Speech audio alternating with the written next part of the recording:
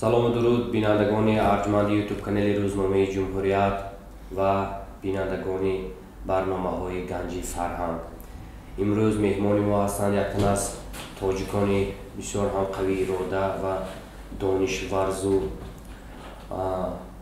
بسیار هم صاحب تجربه، برادر عزیزمان از افغانستان، احمد ظاهر جهیش. احمد ظاهر جهیش اعضای شورای جوانان مسلح ولایت کاپیسا هستند و خودشان هم زاده همین ولایت هستند. یکی از نامزدهای شورای عالی جوانان بودند. با گردش تقدیر، چون وضع امروزی افغانستان به ما شما معلوم است، به تاجیکستان آمدند، چون تاجیکستان خانه امیدی تمام تاجیکان جهان است.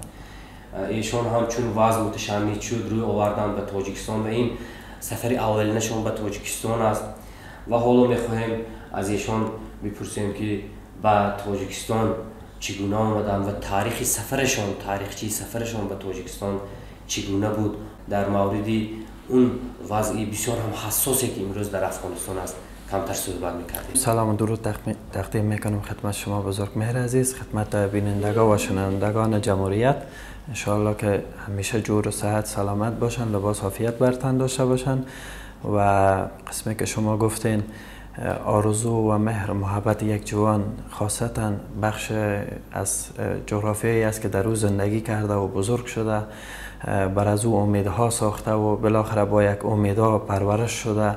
با امیدها بزرگ شده و آرزو و دیدگاهش همیشه همیست که بتانه بر نسل خود، برای کشور خود، برای جامعه خود خدمت بکنه و همون چیزی که اجداد و بزرگا بر ازی به سرمایه گذاشتن از او استفاده کنه و به نسل خود خدمت کنه. و قسمی که شما گفتین دیدگاه ما همیشه در جامعه که زندگی کردیم همی بوده که باید جامعه ما روشن فکر باشه، به دور از جنگ باشه، به دور از درده های جنگ باشه، چون خود ما نسلی هستیم که بدبختانه در سال 94 متولد شدیم که در سال 93 طالب ها آمدن در افغانستان و جامعه ما را تسخیر کردن و از امو آوان طفولیت که آرزوی داشتیم که بازی های طفلانگونه خود را داشته باشیم، همیشه با قلم بازی کنیم، همیشه با توپ فوتبال بکنیم، همه خوابهایی که ما در دوران طفولیت داشتیم همش هدر رفت، چون آرزویی که داشتیم برای برآورده شدن همش یک خواب بود. بعدش مرحله جوانی آمد، نوجوانی ما پلان‌های برای زندگی داشتیم، چون در دوران طفولیت فکر میکردیم که حالا اگر نتونستیم زندگی خوبی داشته باشیم، شاید در دوران نوجوانی طالبا و بالاخره برن افغانستان را ترک کنن، ما راحت و آرام شیم. اما بدبختانه در دوره نوجوانی ما بازم همین انتحار و انفجار و بالاخره بدبختی هایی که برای ما را سراسیمه کرد در افغانستان به همه جا سر می زدیم، اما راه نمی یافتیم که چگونه آزاد منش با فکر آزاد، با ایدئاهای آزاد زندگی کنیم. بعدش هم دوران آوان جوانی شد که مکتب با آخر رسید، دانشگاه را شروع کردیم، آغاز کردیم دانشگاه را، اما بازم خیلی زندگی بر ما سخت میگذشت. یعنی شما باور کنید من صنف 11 مکتب بودم، در فکر ازی بودم، میگفتم خدایا حالا خود زندگی ما به هدر رفت، باید نسلی که در گذشته ما برادرای خرد ماست، کسایی هستند که در آوان طفولیت زندگی میکنن، ما باید آرزوهای از او را برآورده کنیم. در از امو آوانی که نوجوانی و بالاخره جوانی که ما در دوران دانشگاه و مکتب بودیم، فکر و ایدئا در زد که باید یک دانشگاه، یک مرکز آموزشی جور کنیم تا بتانیم که یک خدمت واقعی بکنیم. اما آرزوهایی که ما در طفولیت خود داشتیم، اما آرزوهایی که در نوجوانی خود داشتیم، ما باید او آرزوها را نگذاریم که اطفال ما، نوجوانای ما، برادرای کوچک ما داشته باشند. از او خاطر قد علم کردیم و آموزشگاه تأسیس کردیم تا بتانیم خدمت برای نسل خود داشته باشیم و را درست پرورش کنیم و خوشبختانه تا این قسمت موفق هم شدیم و نسلی را ما زیر پرورش گرفتیم که خیلی ایده‌ها و آرزوهای بزرگ داشتن و برای ما یک امید و آرزوست که مثلا در آینده افغانستان ما بتانیم از او استفاده کنیم و او روی صحنه بیان و بالاخره یک امید و آرزو را برای برنامه صلح طرح بکنن. بله. چون درباره سفرتان از تاجیکستان پرسیدم، تاریخچه سفرتان چگونه است؟ حالا وضع خانواده‌تان در افغانستان چگونه است؟ اینجا حالا از وطن دوری، هجری که از وطن بار اول میچشید چگونه به سر میشود؟ بله، واقعیت این قسمت بسیار سخت و گران تمام میشه سر ما. زمانی که ما در بخش نهادهای مدنی و بخش حقوق بشر در افغانستان کار میکردم، من جمله ولایت مرکزی افغانستان، پروان، کاپیسا، پنجشیر و کابل که در اوج همین دوران دانشگاه خود به آخر رساندیم، بنابراین فعالیت های ما که بیشتر برای حقوق اطفال کوشش میکردیم، برای حقوق زنها و بانوهای عزیز کوشش میکردیم، چون همیشه در رنج و مشقت و سختی روزگار یا زندگی کردیم. و در ولایت کاپیسایی که ما فعالیت میکردیم خیلی مشکلات زیاد وجود داشت برای اطفال. مثلا پدرایشان در جنگایی که نمی طول 20 سال شهید شدن و فکر کو که از هر خانواده 5 تا 10 تا طفل بی سرنوشت باقی مانده بود. اصلا آرزوی داشتن که علم بیاموزن، آرزوی داشتن وقتی استادشان میکردی از پیششان پرسان میکردی که داینده چی پلان داری شوی، بیچاره را اشک چشمایشان غبار میگرفت و برای ما به غصه کامل میگفتن حالا پدرم ما شهید شده، ما نمیتونیم که درس خود ادامه بدیم. و به همین دلیل خیلی برای ما دردآور بود و باور که اولین باری که ما به حساب شورای جوانان به ولایت کاپیسا دعوت شدیم، در ولایت خود ما رفتیم، با ای که در اول 3 نفر بودیم، تمام جوانا و نوجوانایی که همفکرهای ما بودن در ولایت کاپیسا تحصیل کرده گذشته بودن، همه‌شان جمع کردیم، یک اجتماع بزرگ ساختیم، اجتماعی که در حدود 500 نفر بود و هر کدام از جیب خود، از بودجه خود، چی 1 افغانی چی 10 افغانی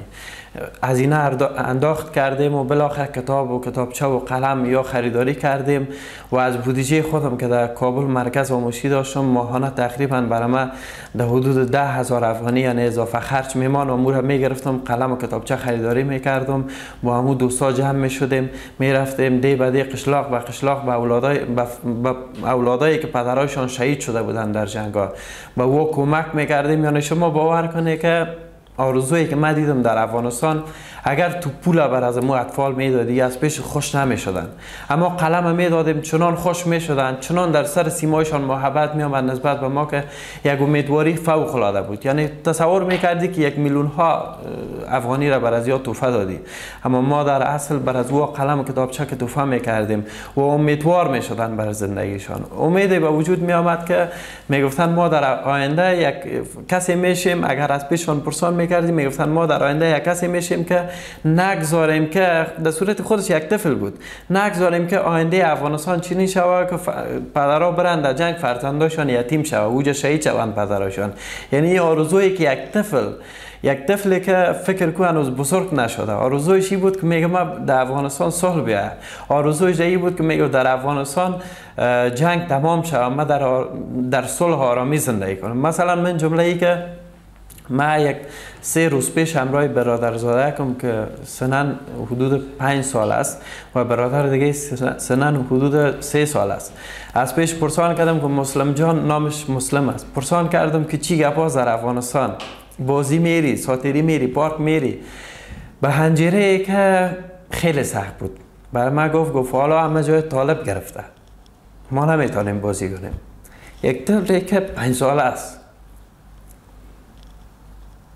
خیلی سخته. درست است. یک طفلی که 5 سال است باید در فکر بازی باشه، اما در فکر جنگ است، در فکر بدبختی است که در افغانستان آمده. این خیلی سرمایه‌گران تمام میشه و همین گپا باعث شد که ما فعالیت هایی که اجتماعی داشتیم،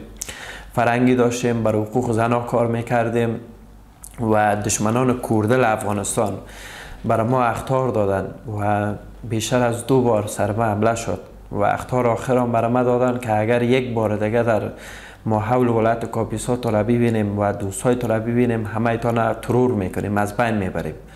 و همین گپا باعث شد که من فامیلم تصمیم گرفت، چون 2 سال قبل من برادرهای خود شهید دادم، مادر جانم سر من قسم یاد کرد تو باید خارج از افغانستان بری. چندین بار من ولی که حاضر نشدم، بالاخره قسم یاد کرد که باید بری، چون ما عزیزای خود عزیز دادیم و ایره تحملش نداریم که دیگه عزیز خدا، دیگه فرزند خود عزیز بدیم. و به همین خاطر 4 ماه قبل من وادار به این شدم که ترک وطن بکنم وقتی که ترک وطن بکنم اولین پلانی که گشت در فکرم، اولین ایده‌ای که کشوری را تارگت انتخاب کردم بر کشور دوست ما تاجیکستان بود. چون از قبل وقتی که از طریق صفحه های مجازی، از طریق تلویزیون های ملیش وقتی ما تماشا میکردم، مردمش، خوش زبانیشان، فرهنگشان، خیلی آغشته فکر به شده بودم و انتخاب کردم که ما باید به کشور تاجیکستان برم. به اولین باری که من قدم گذاشتم به ایرپورت یا میدان هوایی که ما برش میگیم، یعنی طوری به ما برخورد شد که خیلی یک محبت، خیلی یک دلگرمی خاص. مردم تاجیکستان واقعیت علم دوست است، علم پرور است، با این اندازه که با این ساختمان بزرگ به خاطر نسل خود جور کردین، ساز کردین که بیان مردم درس بخوانه و مطالعه بکنه، بسیار یک امیدوار کننده است. محیط خانوادگیتون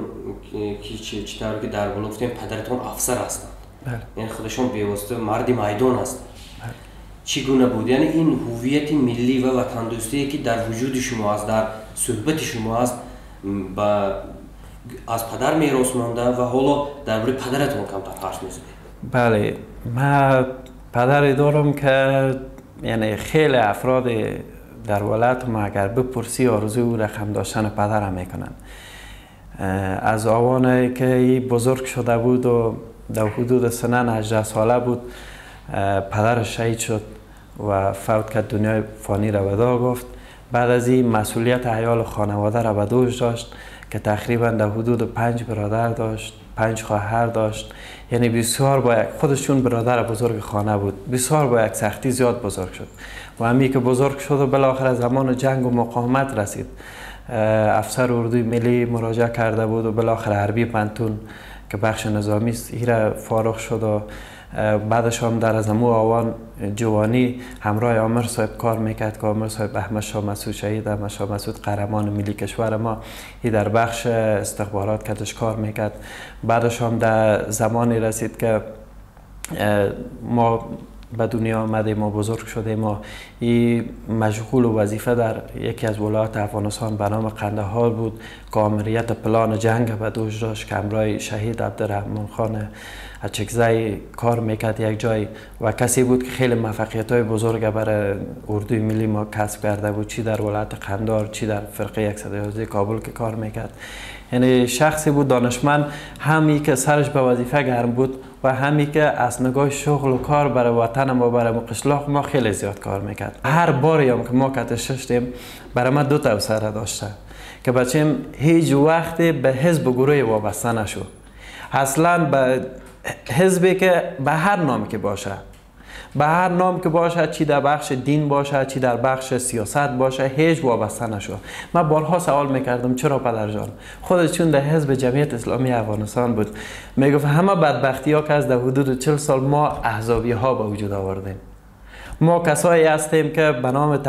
تنظیم به نام فلان و بستان آمدیم در این قسمت مشغول شدیم، سایر قسمت ها را کوبیدیم و بالاخره همین باعث بدبختی افغانستان شد. و چیزی که واقعا من درک میکنم گپ پدر جان من، مثلا در افغانستان همین 40 سال که 47 سال جنگ وجود داره، گروه هایی که به وجود آمده، یکی آمده سر دین قیمت گذاشته که والا ما از دین دفاع میکنم، در صورتی که همه مردم افغانستان 99.6% مردم افغانستان مسلمان است، ولی که نیا آمدین سر دین قیمت ماندین، سر دین قیمت گذاشتین، به نام اسلام به نام مسلمان ما را میکشن، شهید میسازن. یکی آمده سر زبان نام قیمت گذاشتم و همون شبی که افغانستان سقوط کرد شما باور کنید که من شب تا صبح گریه کرده بودم، چنان گریه کرده بودم که هیچ جایی گفتم برای خود من حق نمیتونم که برم زیر پرچم طالبانیسم زندگی کنم و طالبی که سالهای سال برادرای من کشته، طالبی که سالهای سال به نام دین آمده مسجد مرا انتحار کرده، انفجار کرده، اصلا من سر تعظیم بر از اون نخواد گذاشتم و جوانی هستم که راهی برای خود پیدا میکنیم بالاخره و پلانی که برای آینده خود داریم از راه علم و دانش افغانستان انشالله روزی خود بازسازی کردیم. وقتی که مادرتان شما را خواستند که از افغانستان بیرون روید برای بی‌خطریتان، چرا محض تاجیکستان انتخاب کردید و شما امکانیت هم داشتید که کشورهای دیگر بروید و عموما وقتی که تاجیکستان آمدید کشور ما را چگونه دریافتید؟ بله بیشک. و قسمی که انسان ها معمولا در زندگی هر نوع تجربه به سپری میکنند و من همیشه تو دیدگاه داشتم درباره کشورهای منطقه،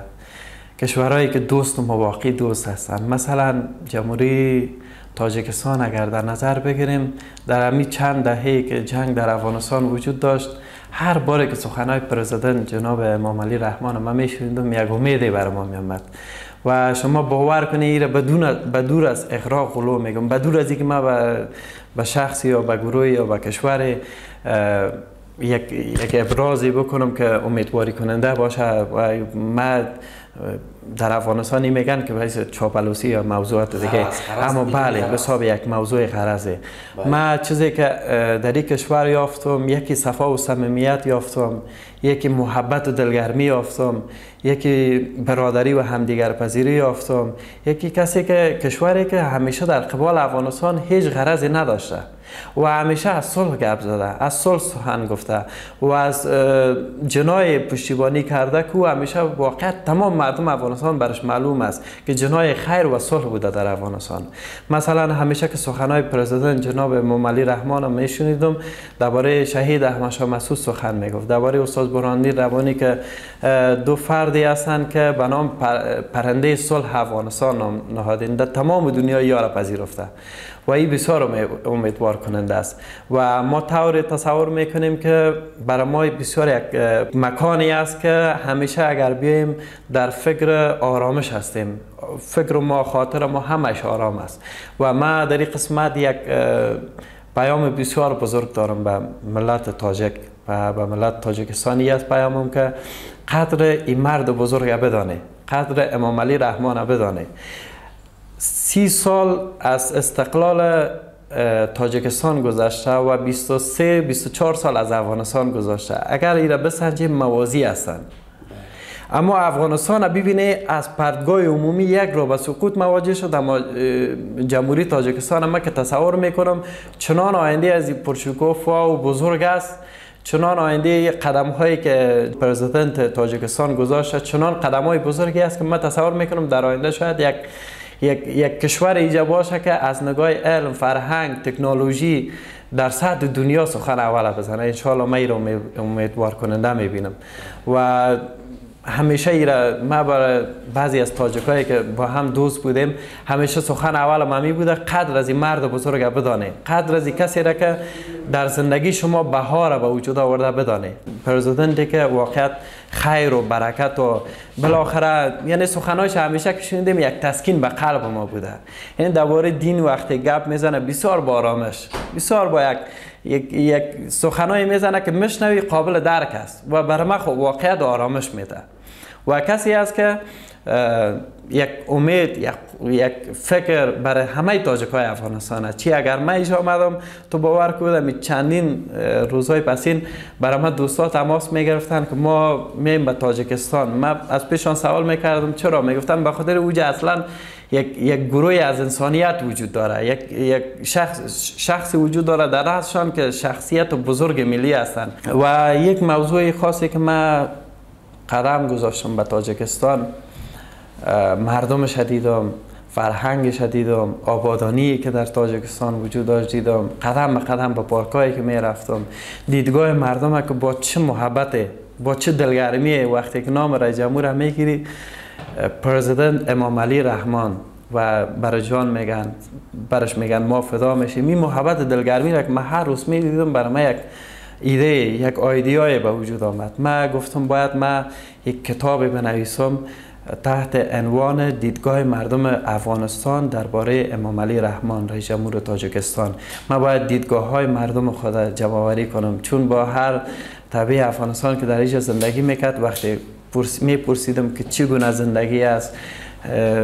امی برخورد مردم چه رقم است، بسیار با یک محبت خاص از پرزیدنت امام علی رحمان یاد میکردن و همین ایدیا و مفکوره در فکر مگشت که من باید یک کتاب تحت این عنوان بنویسم، یک کتابی که همه فکر و مفکوره مردم خود جمع آوری کنم،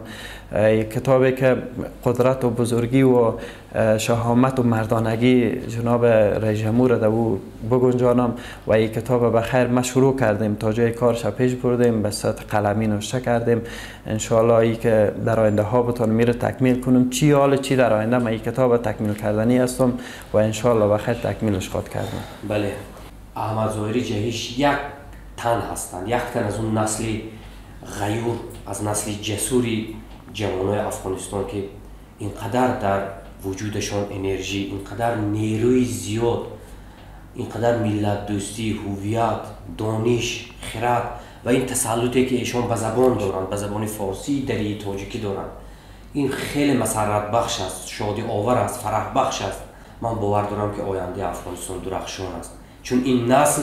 حتما بار گران کشورش، بار گران ملتش میکشد و حتما این روزهای وزین میگذرد. و شاعر هم خوب میفرماید ناامید نباید شدن از گردش ایام، هر شام که آید زی پی آن سحری هست. بینندگان ارجمند یوتیوب کانال روزنامه جمهوریت، اینک رسیدیم به فرجام باز یک برنامه ما که سرشار از مسئله های مبرم بود، سرشار از دردهای برادران همجوار ما، برادران عزیز ما از افغانستان بود که یک تن از نمایندگانشان احمد ظاهری جهیش اینجا صحبت کردند و با امید آن که آینده افغانستان روشن باشد، با امید آن که مناسبت های دوستی تاجیکستان و افغانستان که در سرگه آن سرور دولت پیشوای ملت محترم امیل رحمان هستند و همیشه دفاع از صلح میکنند، با امید اون روزهای نیک ما با احمد ظاهری جهیش بدرود میگویم. خوش آمدید. خوش باش.